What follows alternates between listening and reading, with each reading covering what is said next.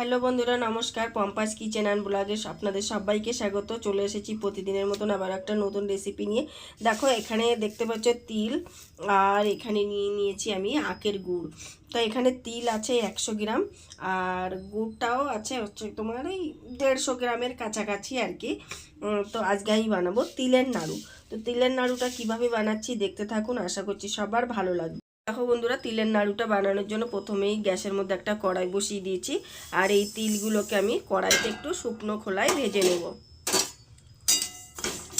কোনো তেল ঘি কিছু দিইনি, শুধু শুকনো খোলায় আমি এটাকে ভেজে নেব। মানে সুন্দর একটা গন্ধ বের হওয়া পর্যন্ত এটাকে আমি ভাজবো। আর গ্যাসটাকে আমি মিডিয়ামে রাখবো, খুব হাই করব না। দেখো তিলগুলো কেমন ফুটছে, অবশ্যই আশা করছি তোমরা শুনতে পাচ্ছ শব্দটা। দেখো, দেখেছ? তো তিলটাকে এরকম শুকনো খোলায় আমি ভেজে নিচ্ছি। তো ভাজা মোটামুটি হয়ে গেছে, এবার এটাকে আমি নামিয়ে নেব। তো দেখো, একটা প্লেট নিয়ে নিয়েছি, আর তিলটাকে আমি এই প্লেটের মধ্যে ঢেলে নিচ্ছি। তো তিলটাকে তো প্লেটের মধ্যে ঢেলে নিয়েছি, আর এখানে সেম কড়াই আমি গ্যাসের মধ্যে বসিয়ে দিয়েছি। আর এই কড়াইয়ের মধ্যে আমি একদম সামান্য একটুখানি গরম জল দিলাম, কারণ আমি হচ্ছে আখের গুড় দিয়ে করব, ঝোলা গুড় না, মানে এই যেরকম পাটারি গুড় দিয়ে করব। তো এই গুড় এখানে দিয়ে দিলাম। একটু জল দিলে কী হয় বলুন তো, মানে গুড়টা মিশতে ভালো, গলতে সুবিধা হবে আর কি। তো গুড়টাকে এখন আমি একটু মেল্ট করে নেব। তো দেখো বন্ধুরা, গুড়টা পুরো মেল্ট হয়ে গেছে। এখন একটু সামান্য দলা আছে, একটা দুটো। তো এটাকেও পুরো মেল্ট করে নেব। আর পাকটা কিন্তু পুরাই হয়ে এসেছে, দেখেছেন? এই দেখুন।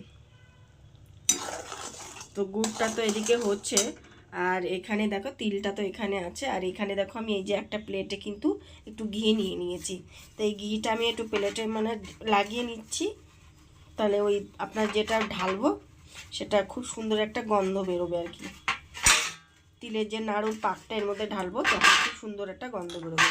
আর এখানে দেখো আমি একটা বাটিতে জল নিয়ে নিয়েছি, আর এবারে এখান থেকে আমি এই গুড়ের একটু এটা নিয়ে চেক করে দেখব এটা ঠিকঠাক হয়েছে কিনা। মনে তো হচ্ছে হয়ে গেছে, তো এবার আমি দেখব। তো দেখো, এই জলের মধ্যে দিয়ে দিলাম, এবার দেখব হয়েছে কিনা। হ্যাঁ, হয়ে গেছে, দেখুন। এই দেখুন, দেখেছেন? আপনারা জলের মধ্যে দিয়ে মানে বুঝতেই পারবেন তখন হয়েছে কিনা। এরকম যদি দলা পাকিয়ে যায় তাহলে মনে করবেন হয়ে গেছে। তো এটা একদম ঠিকঠাক আছে।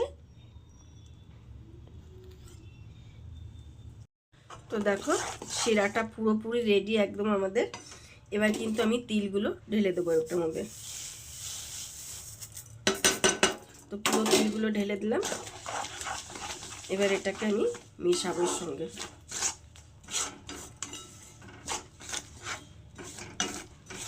মিশিয়ে নিয়েছি, আর গ্যাসটাকে কিন্তু এখন আমি অফ করে দেবো।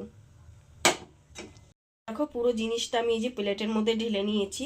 তো এখন একটু এটা জাস্ট 2 থেকে 3 মিনিট আমি একটু এইভাবে রেখে দেবো। প্রচণ্ড গরম, তো একটু জাস্ট 2-3 মিনিট হলেই আমি এটাকে পাক দেবো। তো দেখো বন্ধুরা, আমি এখানে কিন্তু অলরেডি দুটো বানিয়ে নিয়েছি, চেক করছিলাম হয়েছে কি না। তো দেখো, বেশ ভালোই হয়েছে। আর এটা ঠান্ডা হলে, এখন একটু নরম আছে, কিন্তু ঠান্ডা হলে অনেকটাই শক্ত হয়ে যাবে, টাইট হয়ে যাবে পুরোটা।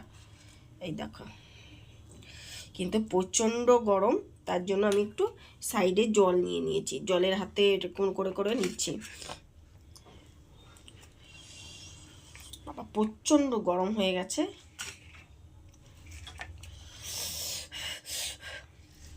আর এটা কিন্তু গরম থাকতে থাকতে এটা করতে হবে, না হলে কিন্তু পাকটা পরে হবে না। তো দেখো, এইভাবে বানিয়ে নেব।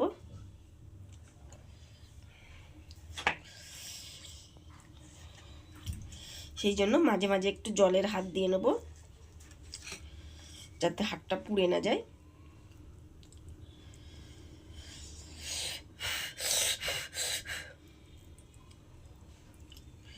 তো দেখো, এইভাবে বানিয়ে নেব।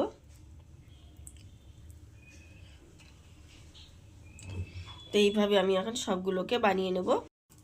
তো দেখো বন্ধুরা, নাড়ুগুলো সব বানিয়ে ফেলেছি। এই দেখো, দেখেছো? কত সুন্দর হয়েছে নাড়ুগুলো দেখতে। এটা খেতেও কিন্তু খুব সুস্বাদু হবে, দেখো। আর একটু দেখো এখানে প্লেটের মধ্যে জমে গেছিলো, এটা হচ্ছে তোমার বরফি টাইপের হয়ে গেছে, কাটলেট টাইপের হয়ে গেছে। এটা আর করতে পারি মানে ছেলে চান করছিল, ডাক দিয়েছে, আমি চলে গেছি, আর এটার জমে একদম ক্ষীর হয়ে গেছে, এটা আর করা যাবে না এখন। তো এটা এমনিই খেয়ে নেবো কাটলেট হিসাবে, বাদুর এই তিলের কাটলেট। আর এখানে দেখো এই যে আমি নাড়ুগুলো বানিয়ে ফেলেছি। তো তোমাদের আজকের এই শর্টকাস্ট রেসিপিটা কেমন লাগলো অবশ্যই কমেন্টে জানিও। আর ভালো লাগলে একটা লাইক করেন, শেয়ার কমেন্ট করেন। আর ফেসবুক থেকে যারা দেখছেন পেজটিকে ফলো করে দেবেন, ইউটিউব থেকে যারা দেখছেন তারা চ্যানেলটিকে সাবস্ক্রাইব করে দেবেন। আর এরকম নতুন নতুন রেসিপি পেতে আমাকে অবশ্যই কমেন্টে জানাবেন। তো আজকের রেসিপিটা কেমন লাগলো সেটাও কমেন্টে জানাবেন।